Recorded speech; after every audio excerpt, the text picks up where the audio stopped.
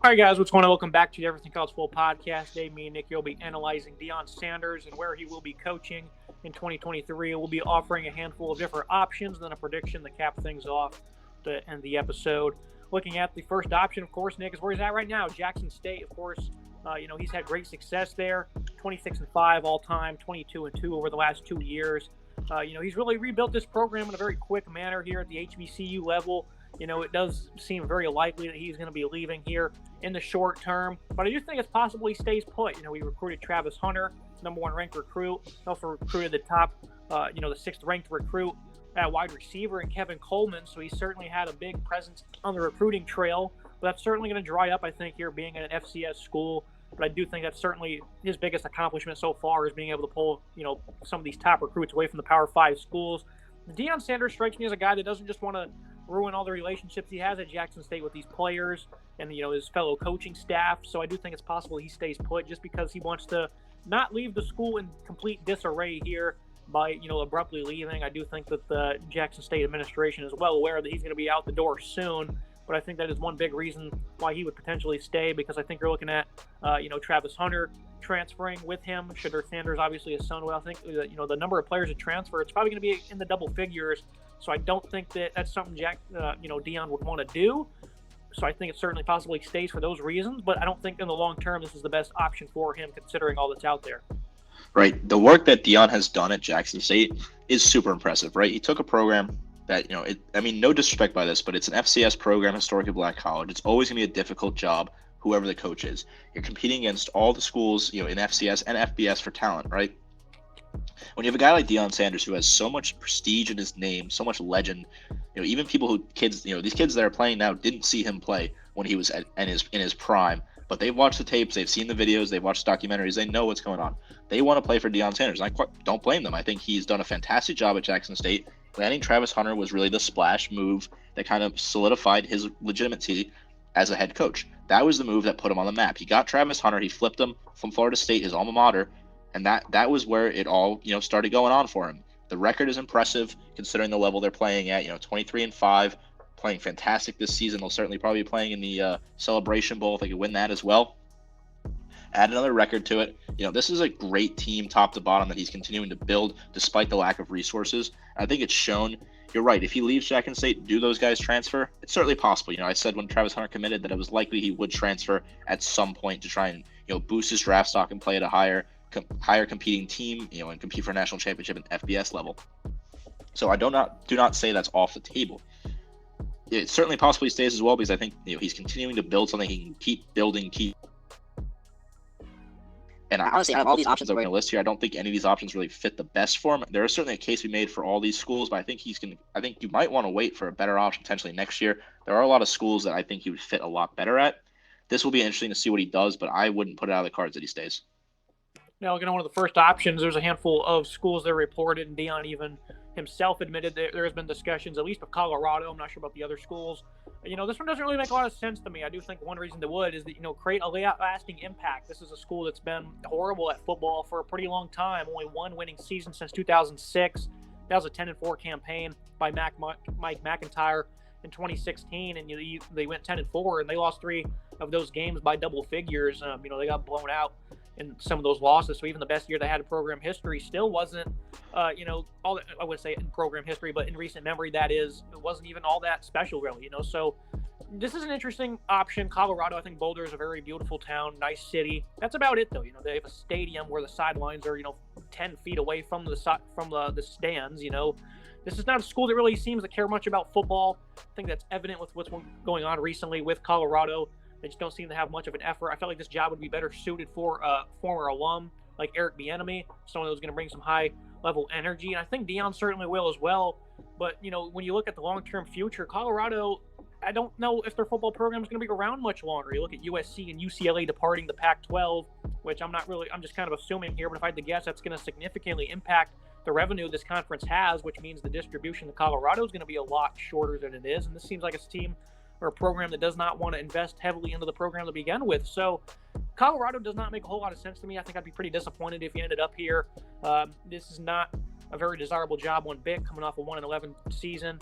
I think recruiting talent out west, he might be able to make a case for some of those guys, but I still think it's going to be too hard to out-recruit some of the other schools out west. So Colorado's on the list here. Deion is, again, admitted to talking to Colorado, and I think some boosters are making some play here, but top to bottom, this does not make sense one bit.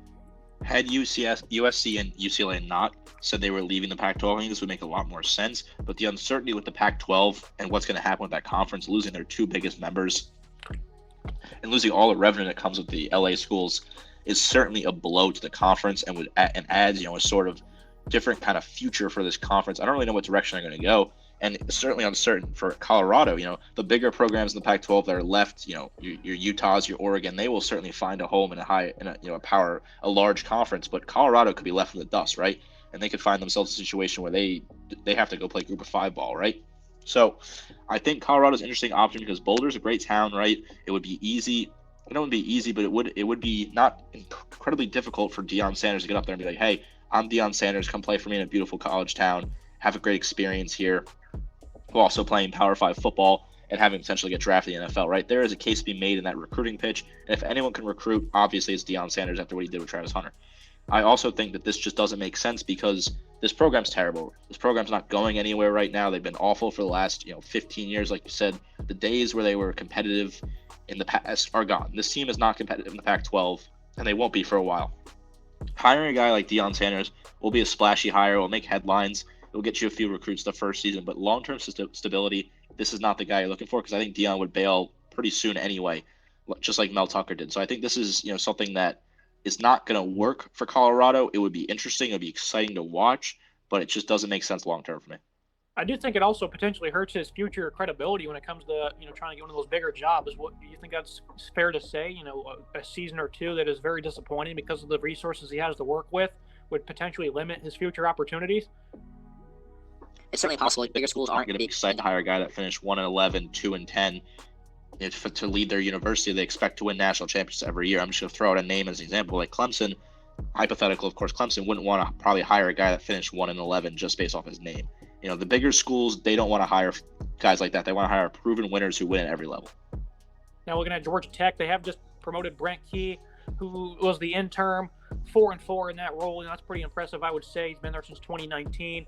A long line of coaching, history. He's been a coach since 2001, and then he spent about a decade at UCF working with George O'Leary. Was under Nick Saban's staff from 2016 to 18 at Bama. It's not a bad promotion, I would say, especially with the success he's had the last couple of games. But I still want to talk about Georgia Tech because I felt like this was probably his best option, mainly because they're in the city of Atlanta. Deion, of course, played for the Falcons for a good bit of his career. And this is a great opportunity to recruit talent, too. Being in North Georgia, that state has tremendous talent, one of the top 3 states, top 3 or 4 states in the country when it comes to talent. Of course, out-recruiting Kirby Smart is going to certainly be a hard task, but I still think that's something Deion could certainly do when it comes to some of those higher-rated 4 and potentially 3-star recruits. I think he would certainly outbid Kirby Smart on a number of those guys on a year-to-year basis. So I think the Bulldogs are pretty happy that he did not come here. I also heard one rumor, though, is that Geoff Collins' buyout is so big that they don't have any money to pursue Deion Sanders. I certainly think that is probably true because I don't think the boosters really seem to care about Georgia Tech football that much. Since Paul Johnson, they've really been reeling. Of course, that was expected with the schematic change under Geoff Collins, but no progress is made one bit. And all of a sudden, they get rid of him and they win a handful of games. They're at 500 under Key. So that's going to be the move for Georgia Tech. I still felt like Deion was a very good fit here, but it's not going to happen at least in this couple of year span, maybe potentially down the line. What are your thoughts on Georgia Tech opting to remain with Key instead of pursuing Deion? The lack of money must be the reason they went with Key over Deion, because I think this was a home run pick, right? If they had the resource available, this was a home run pick. You nailed it there, right?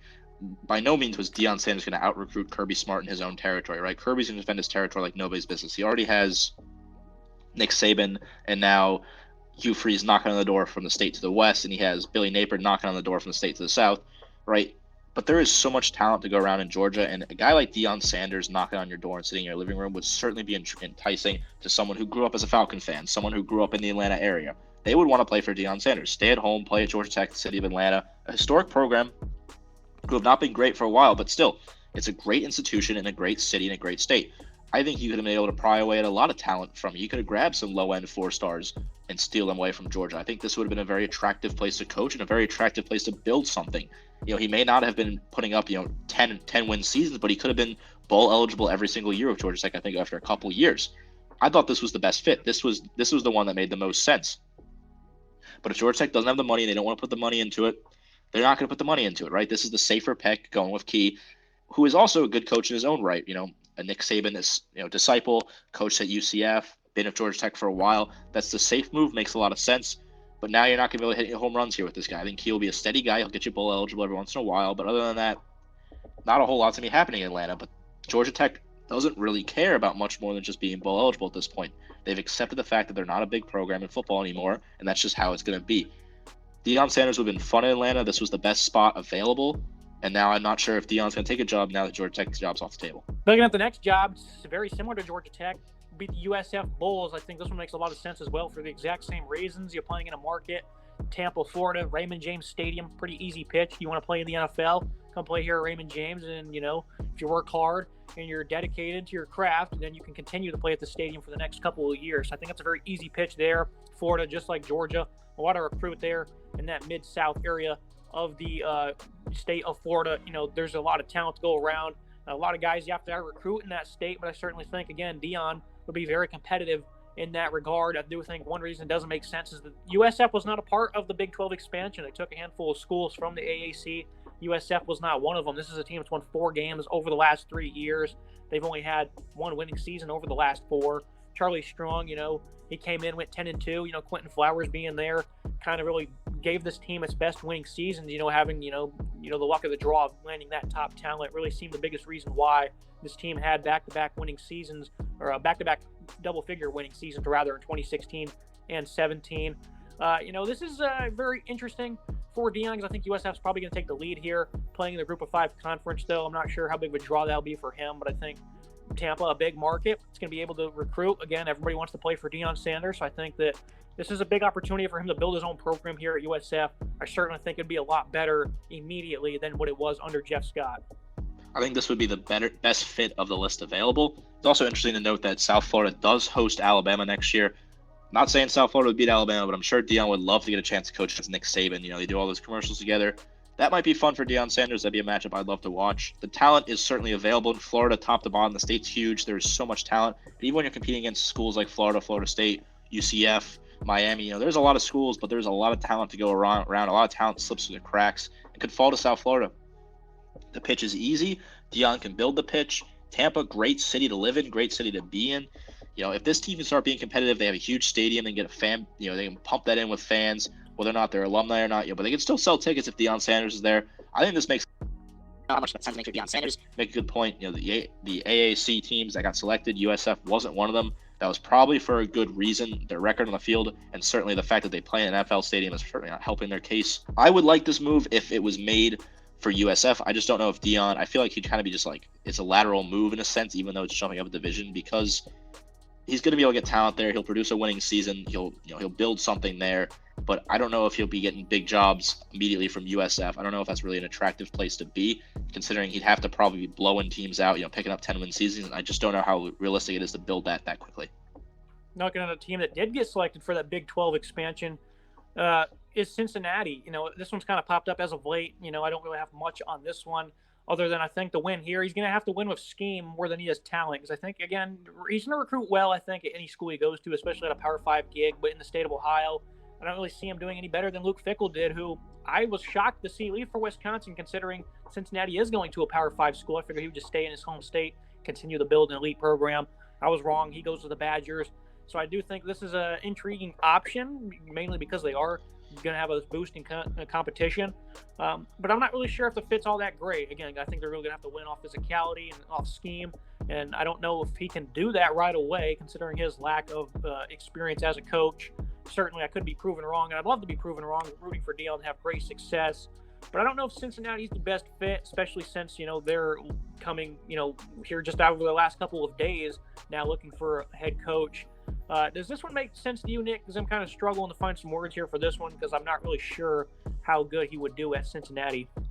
I believe this is a poor fit. I would like to say one thing on Luke Fickell. I don't think either you or me had him leaving Cincinnati at the end of this season, but the more I think about it, Luke Fickell wants to coach Ohio State, right? That's where he wants to be. It's where he previously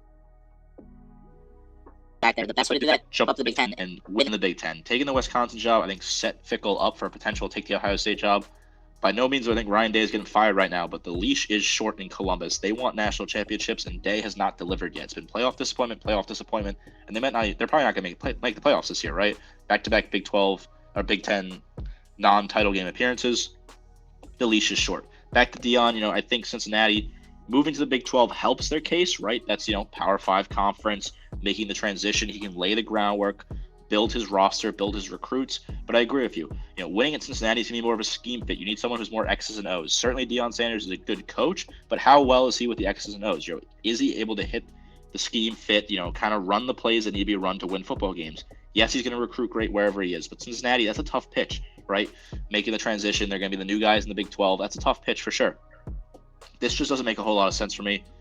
I think that, this doesn't make a whole lot of sense. I think Cincinnati's got to go with somebody on the coaching staff already, or somebody in the state of Ohio that's already kind of built in those recruiting ties and has a good scheme.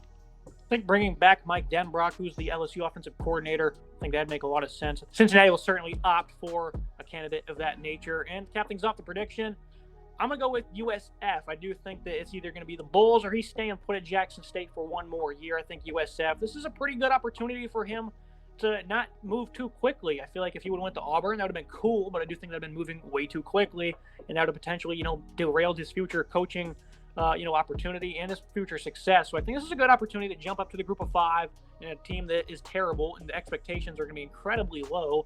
So, this is an opportunity for him to, year one, win 4 or 5 games, maybe win 7 or 8 the next after that, and then see what happens, and, build USF up a couple years, and then potentially take one of those bigger openings. I think that USF makes the most sense at this point in time, right behind Georgia Tech, who of course has made their options. So right behind, I think, USF for the exact same reasons, other than lesser competition. That's going to be the reasons for me for Deion to go to USF. Would be very excited for him to do that, and I hope that's the decision he makes, and I hope he ends up in Tampa. My predictions: he's going to stay at Jackson State, right? It just makes too much sense for me for him to leave right now.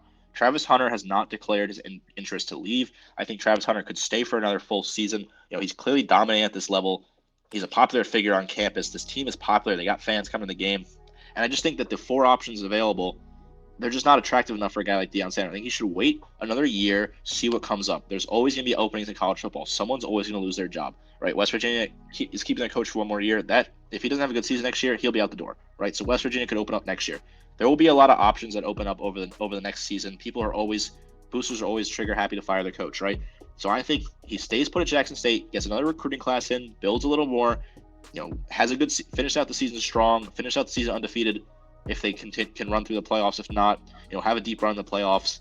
I think he stays at Jackson State, and that makes the most sense for me right now. Yeah, I like the prediction. I definitely think that was a good option as well. A lot less chaos when he stays at Jackson State.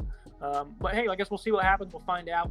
Very excited. A lot of people are very attached to this Deion Sanders coaching search, kind of like Arch Manning's recruitment. That's how much attention it's getting, and it's being that heavily followed. So that's going to be it for today's episode, Nick. I appreciate you joining me.